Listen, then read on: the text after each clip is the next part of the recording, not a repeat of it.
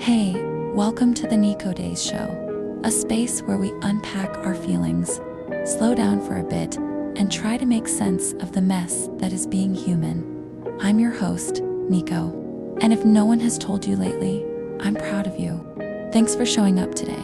Before we start, don't forget to like, follow, and subscribe. We upload new episodes every Wednesday and Saturday. We're building a space here, one where healing is raw and real and just a little bit messy. So pull up a chair, take a deep breath, and let's check in.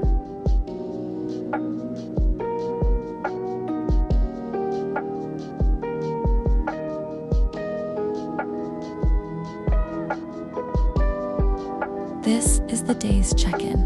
All right, how are you doing, really? Have you been carrying something lately? Maybe it's the weight of someone's betrayal. Maybe you're still waiting for an apology.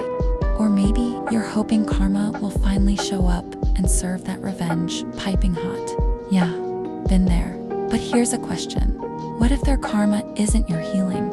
What if the peace you're waiting for doesn't come from what happens to them, but what you choose to do with your story? Let's talk about that.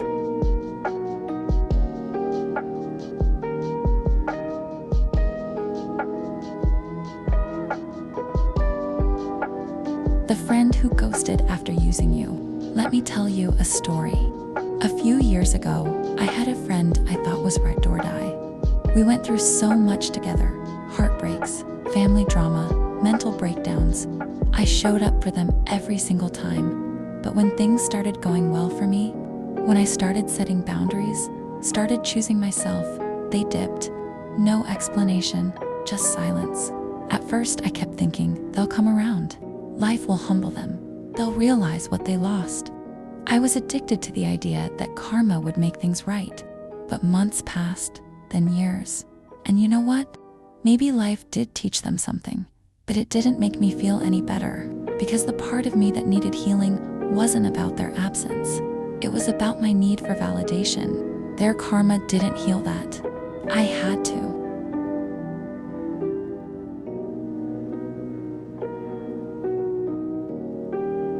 The cheating ex who never apologized. Then there was this ex. The kind of love that sweeps you up, makes you forget yourself a little. And then one day, lies, cheating, gaslighting, and not even a sliver of remorse. I kept stalking their socials for months, watching their new relationships, waiting for the universe to humble them. But again, even when I thought I saw them suffer, it didn't fix the ache, the closure I wanted. It didn't come from karma. It came the moment I decided I deserved to move on without needing answers. Because sometimes, healing looks like unfollowing, not to forget, but to reclaim your peace.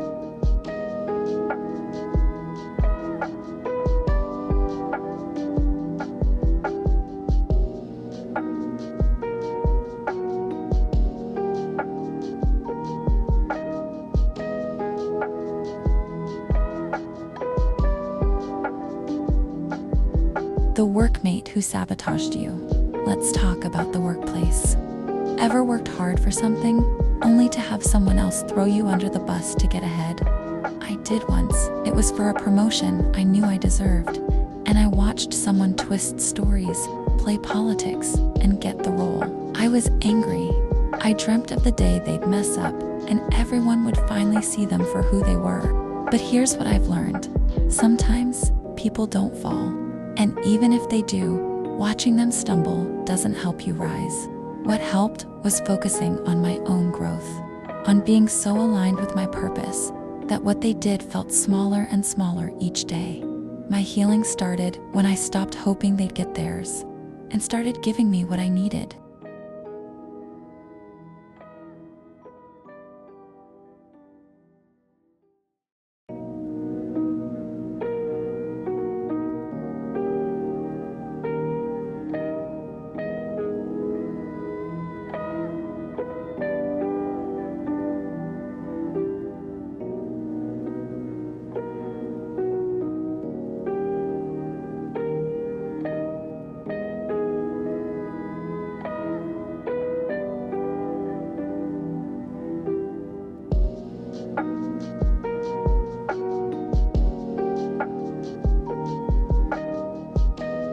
the family member who never changed.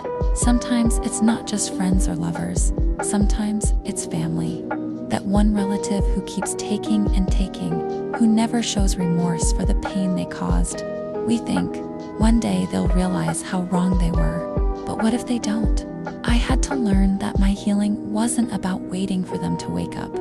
It was about setting boundaries so strong that even if they stayed the same, I would still be okay. Family can be important, but protecting your peace is just as sacred.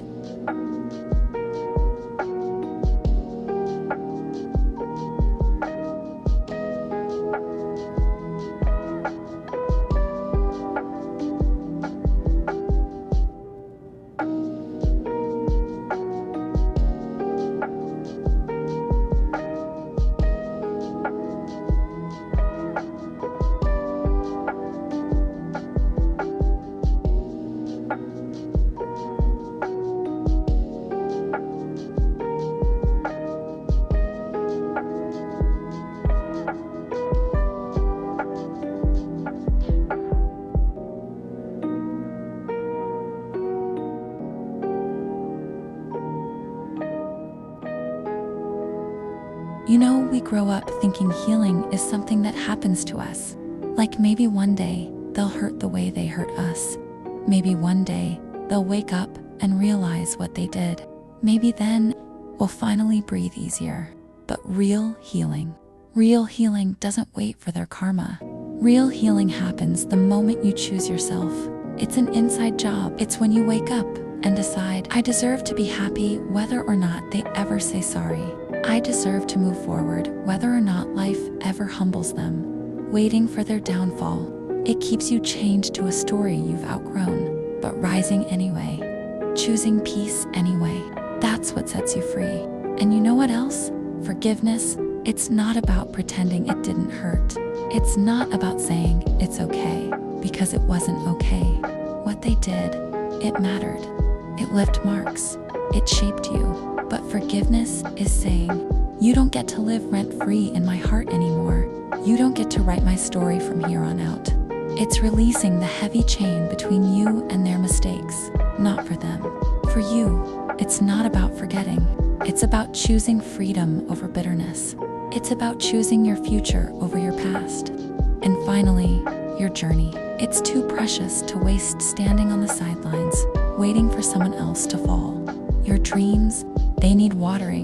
Your healing, it needs nurturing. Your peace, it's blooming right now, right here. But you'll miss it if you're too busy watching someone else's karma play out. Look up, look ahead. Your life is happening, and it's so much bigger than what they did. So protect it. Protect your energy. Protect your joy. Protect the masterpiece you're building out of everything you survived. They have their lessons to learn, but you have a whole life to live, and you deserve to live it fully.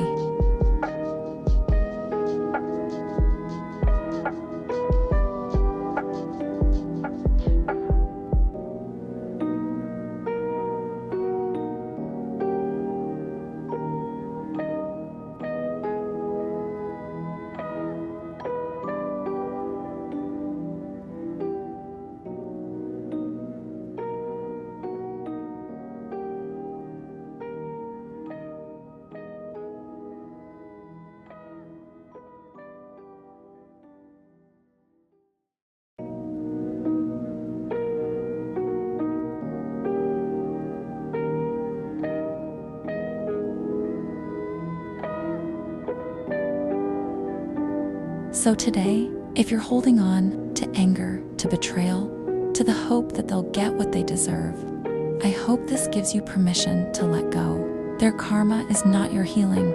Your healing is yours alone. If this episode helped you, share it with someone who needs a reminder that they're not alone. You can tag us, leave a review, or slide into our messages. We love hearing your thoughts. And of course, we'll be back on Wednesday and Saturday with more stories, more daze check-ins, more reminders that you're doing better than you think. See you in the daze. Love, Nikko.